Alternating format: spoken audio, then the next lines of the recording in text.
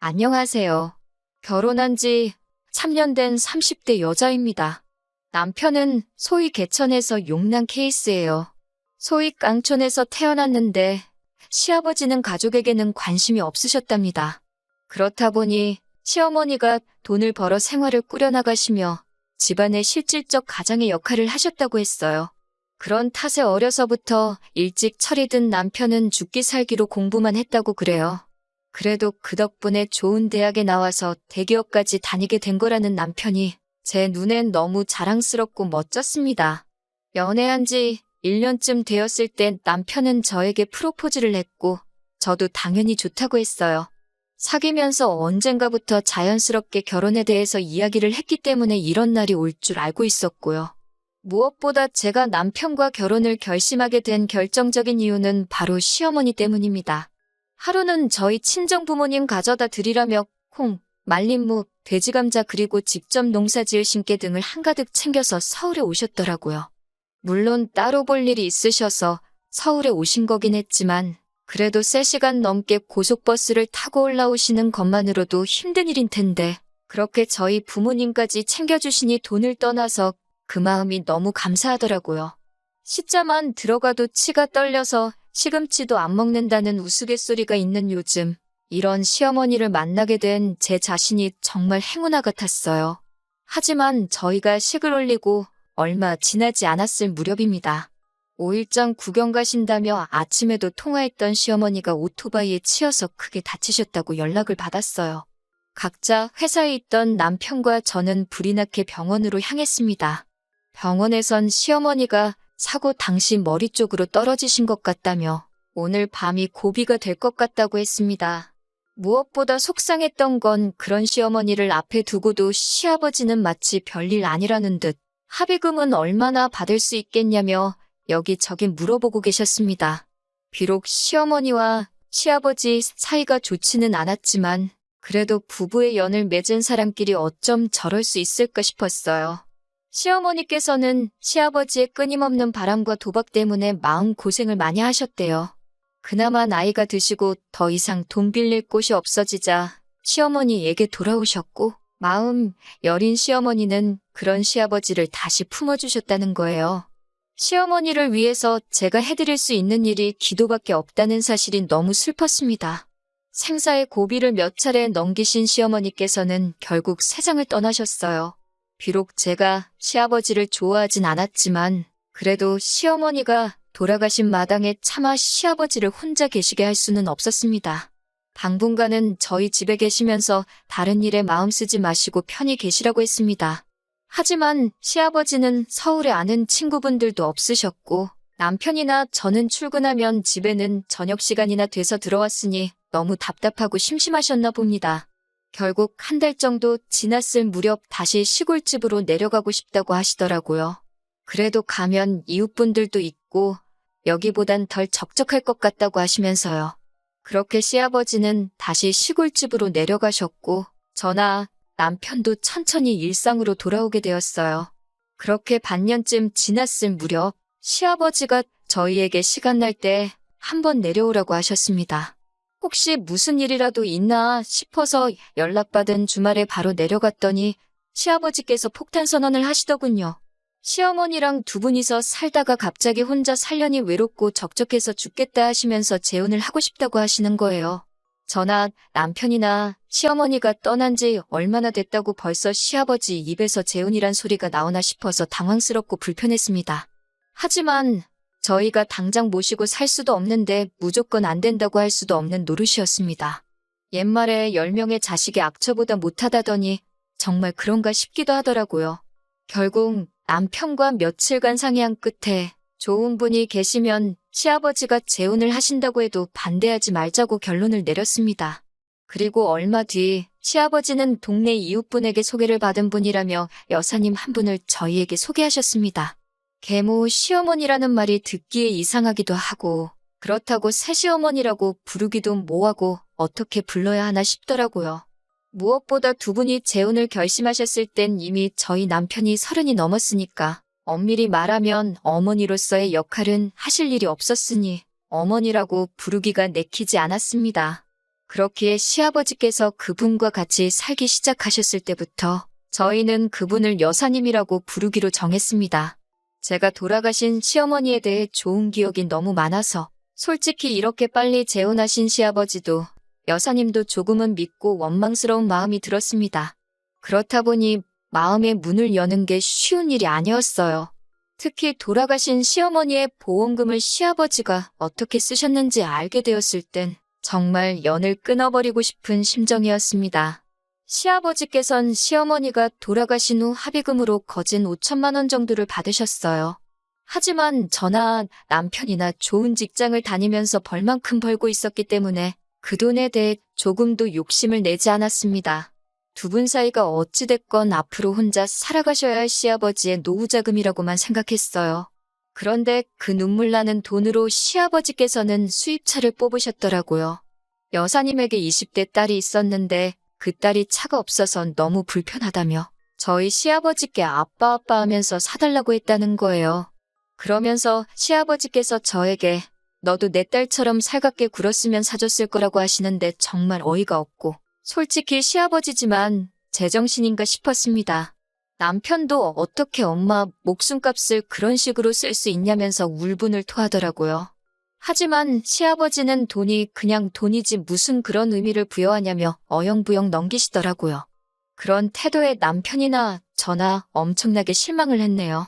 비록 남편이 시아버지와 좋은 기억도 별로 없었고 합의금 때문에 사이가 더 틀어지고 있었지만 차마 안 보고 살게 할 수는 없었습니다. 아무리 그래도 부모 자식 사이는 하늘에서 맺어준 운명이라잖아요. 안 보고 살겠다는 남편을 어르고 달래서 사람으로서 도리만 하고 살자고 했습니다. 하지만 시아버지도 그렇고 여사님도 그렇고 저희의 다짐을 시험이라도 하듯 자꾸 말도 안 되는 요구를 해왔습니다. 사실 남편은 저를 만나기 전, 그러니까 직장 생활을 시작했을 때부터 시부모님께 한 달에 50만 원에서 100만 원씩 생활비라는 명목으로 꼬박꼬박 보내드리고 있었어요. 시아버지가 재산을 다 날린 이후로는 시골에서 농사 지으며 간신히 연금으로 풀칠만 하고 사시는 시어머니가 안쓰러워 보내드리는 돈이라고 했습니다. 그나마도 시어머니가 쓰지 않고 모아두셨다가 저희 결혼할 때 보태라고 주셨지만요. 아무튼 상황이 그렇다 보니 결혼식을 올린 이후에도 예전처럼 변함없이 시부모님께 다달이 얼마씩 보내드리고 있었습니다. 그런데 시어머니가 돌아가신 후 시아버지가 합의금을 허투루 써버리는 걸 본 남편은 더 이상 생활비를 보내드리기 싫다고 했습니다. 저도 중간에 끼어서 난처해지긴 싫었기에 남편에게 당신이 하고 싶은 대로 알아서 하라고 했고요. 그렇게 한두 달쯤 돈을 안 보낸 것 같습니다. 한참 출근해서 일하고 있는데 시아버지께서 전화를 걸어오셨더라고요. 뭐가 그렇게 급하신지 가타부타 설명도 없이 왜 생활비를 안 보내냐고 물으셨습니다. 저는 잘 모르는 일이라고 남편에게 직접 물어보시라고 하니 당신 전화를 안 받는다며 저더러 빨리 보내라고 하시더라고요. 어쩔 수 없이 일단 남편과 통화해보겠다고 하고 전화를 끊었습니다. 점심시간에 남편에게 연락해 좀 전에 있었던 일을 이야기하니 난처했겠다며 미안하다고 사과를 하더라고요. 그러더니 생각할수록 시어머니 합의금을 그렇게 써버리신 게 원망스럽고 화가 나서 참을 수가 없다고 앞으로는 시아버지께는 단 1원도 더는 쓰고 싶지 않다고 하더라고요. 처음엔 며느리로서 부자 사이를 연결해주는 어떤 중재자의 역할이라도 해야 하나 싶었지만 저도 사실 남편과 같은 생각이었기에 시아버지께 솔직한 심정을 전달하기로 마음을 먹었습니다. 퇴근 후 집에 도착해 저녁을 차리고 있는데 시아버지께 또 전화가 걸려왔습니다. 왜 아직도 돈을 안 보내는 거냐며 짜증을 내시는데 옆에 그 여사님도 계신 것 같더라고요. 피하는 것만이 능사는 아니다 싶어서 합의금으로 차를 사신 것 때문에 남편이 속이 많이 상한 것 같다고, 그래서 당분간은 생활비를 못 드릴 것 같다고 했습니다. 저는 솔직히 그럼 아버님이 해명이든 사과든 하실 줄 알았어요. 그러면 저도 명분이 생기니까 남편을 설득할 수도 있잖아요. 그런데 갑자기 여사님이 전화를 받으시더니 그 돈으로 차를 사든 똥을 닦든 그건 자식들이 관여할 문제가 아니지 않냐며 자식은 자식돌이만 하면 되는 거 아니냐고 화를 내시더군요. 그러면서 이참에 아들 며느리 교육 좀 다시 시켜야겠다면서 어디 돈으로 생색이냐고 그러시는 거예요. 그때는 저도 어이가 없어서 저는 여사님하고는 할 말이 없으니 아버님을 바꿔달라고 정중히 말씀드렸습니다. 그러자 여사님은 호칭부터 글러먹었다며 내가 이제 네 시어머니라며 벌써부터 자길 무시한다고 우는 척슈를 하더라고요. 결국 저는 남편에게 직접 연락드려서 제대로 설명드리라고 나는 그 여사님인지 뭔지랑 말도 섞기 싫다고 했어요. 그리고 남편이 안방에 들어가서 한 20분 정도 통화를 하고 나오더라고요. 남편의 얼굴은 벌겋게 상기되어 있었는데 그런 표정은 이제껏 살면서 처음 봤습니다. 생활비는 어떻게 하기로 했냐니까 여사님은 개뿔이라며 그 아줌마 딸이 쌍꺼풀 수술 시켜달라고 하는데 돈이 없어서 그러니까 일단 그럼 100만 원이라도 보내라고 그러셨다는 거예요. 남편이 어이가 없어서 내가 왜 그 아줌마 딸 성형비용까지 내줘야 하냐니까 이제 네 여동생인데 무슨 말을 그따위로 하냐면서 당장 보내지 않으면 회사로 찾아와 깽판을 치시겠다고 그러셨답니다. 시어머니 살아계셨을 때도 좀 우악스러운 성격이긴 하셨지만 경우는 있으셨는데 한 1년도 안 돼서 사람이 저렇게까지 막무가내로 변할 수 있나 싶더라고요. 제가 정말 쫓아오시면 어떡하냐고 그냥 보내드려야 되는 거 아니냐고 그러자 쫓아오시면 그날로 영 끊어버릴 거라며 신경 쓰지 말라고 하더군요. 결국 남편은 끝끝내 돈을 안 보냈고 시아버지도 치사하고 더럽다 생각하셨는지 한동안 연락이 없으셨습니다. 가끔 시아버지가 어떻게 지내시는지 걱정도 되고 궁금하기도 했지만 남편이 절대로 연락하지 말라고 하더라고요. 하지만 가끔씩 남편을 바라보면 왠지 모르게 쓸쓸하고 공허해 보여서 가슴이 아팠습니다. 언젠가 기회가 되면 다시 잘 지낼 수 있도록 자리라도 만들어 볼까 생각했어요. 그리고 얼마 전 시아버지는 또 다시 저에게 연락을 해오셨습니다. 이번에는 또 무슨 말씀을 하시려는 걸까 전화기를 집어드는 순간부터 심장이 터질 듯이 두근거리더군요. 떨리는 마음으로 전화를 받으니 지난번과는 달리 기분 좋은 일이라도 있으신 듯 목소리가 매우 밝으셨어요. 무슨 일이냐고 여쭈니 여사님 딸이 시집을 가게 되었다며 상견례를 해야겠다고 하시더라고요. 그 말을 듣는데 순간 기가 찼어요. 저랑 남편이랑 양가 어른들 모시고 상견례하던 날 시아버지는 오지 않으셨거든요. 지난 밤 숙취로 속이 안 좋아서 차를 못 타겠다는 이유였습니다. 그 말씀을 약속 시간을 1시간도 채 남기지 않고 해주셔서 결국 시아버지 없이 상견례를 해야만 했습니다. 남편이 그날 그러더라고요. 시아버지는 아들 인생의 중요한 순간엔 항상 부재 중이라고 입학식, 졸업식뿐만 아니라 군대 가는 날까지 한 번도 나오신 적이 없다고요. 그런데 상견례도 그런 식으로 넘기셨던 게 남편이 무척 상심이 큰 듯 했었습니다. 그런 시아버지가 당신이랑 피 한 방울 섞이지 않은 딸 시집 간다니까 좋아서 저희한테 전화를 하신 거죠. 저는 오만 가지 복잡한 생각이 들었지만 그래도 차마 몰아 따질 수는 없어 그러냐고 축하한다고 했습니다. 그러자 시아버지는 그래서 말인데 저희들도 상견례 자리에 나오라는 겁니다. 시아버지 말씀에 따르면 여사님이나 그 딸이 참 어렵고 불쌍한 사람들이라 남자 쪽에서 깔볼 수도 있기에 저희 남편을 친오빠로 저를 동서로 소개했다는 거예요. 대기업을 다니는 잘나가는 젊은 오빠 부부라고요. 그러면서 와서 자리도 빛내주고 밥도 시원하게 한번 사주고 가라시더군요. 그 말을 듣는데 어쩜 사람이 이렇게 뻔뻔하고 속이 없을 수 있을까 싶어서 헛웃음이 다 나왔습니다. 그날 남편에게 시아버지와 통화했던 내용을 전하니 노발대발 난리가 났어요.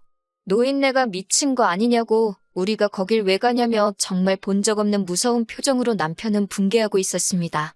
저는 일단 만나서 이야기를 하자고 시아버지도 기댈 데가 없으시니 저러시는 거 아니겠냐고 남편을 달랬습니다. 하지만 저도 시아버지가 정말 너무하신다 싶었어요.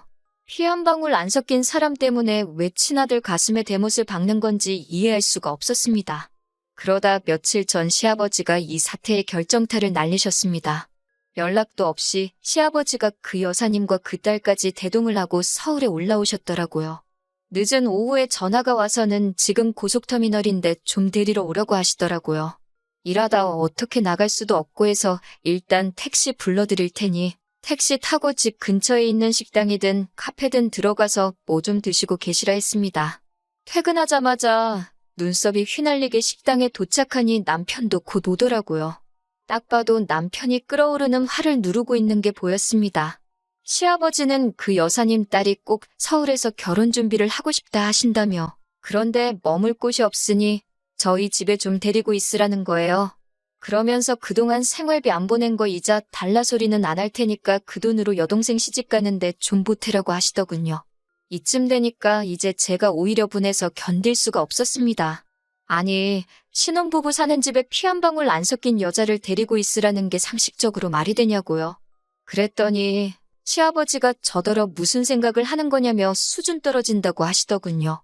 그 여산제 아줌만지는 한술 더 떠서 줄 사람은 생각도 안 하는데 김칫국 마신다고 그러는데 얼마나 천박하던지요. 결국 제가 그 아줌마한테 나이 먹을 만큼 먹었으면 곱게 늙지 나이 들어서 꽃뱀짓이냐고 했습니다. 딸까지 팔아가면서 노인네 주머니 털어먹으니까 배가 부르냐고 따져 물었어요. 이쯤 되니 저도 눈에 뵈는 게 없었거든요. 시아버지께도 한 소리 해야만 하겠더라고요. 부모가 먼저 부모답게 행동을 하셔야지 자식도 자식도리를 할 거 아니냐고요. 그러자 시아버지가 저를 한 대 칠 듯이 손을 드시더라고요. 남편이 시아버지 팔을 낚아채며 지금 뭐하는 짓이냐고 말하고 제게서 떼어놔줬어요. 그리고 아버님을 향해 제가 틀린 말 한 게 뭐가 있냐고 아버지가 여태까지 우리에게서 아버지 대우를 받을 수 있었던 건 전부 어머니 덕분이었던 거 모르셨냐고 하면서요. 그런데 이제 와서 어머니의 남편이 아니라 이 꽃뱀 같은 사람의 남편임을 자처하시니 남편도 이제 더 이상 아버님을 모셔야 할 이유를 못 느끼겠다며 더 이상 남의 가족을 위해 제 돈은 못 쓰겠으니 이만 돌아가시라고 했어요. 아버님도 처음에는 남편한테 자식 키워봐야 소용없다. 뭐 이런 말을 하시며 남편을 다그치셨지만 남편도 완강하게 나오니 어쩔 도리가 없어 이내 포기하고 가시더라고요. 시아버지 생각에는 그래도 어떻게 자식이 부모를 버리겠냐는 생각이 있던 것 같아요. 네 엄마도 결국 나를 다시 받아줬는데 너라고 별 수 있겠냐는 듯이 말하고는 자리를 떠나셨죠. 시아버지가 저희 앞에 찾아와 빌게 된 건 정해진 상견례 날보다도 훨씬 이른 어느 날이었습니다. 재혼한 그 여사님이 아버님 남은 재산까지 전부 들고 야반도주를 했다고 하네요.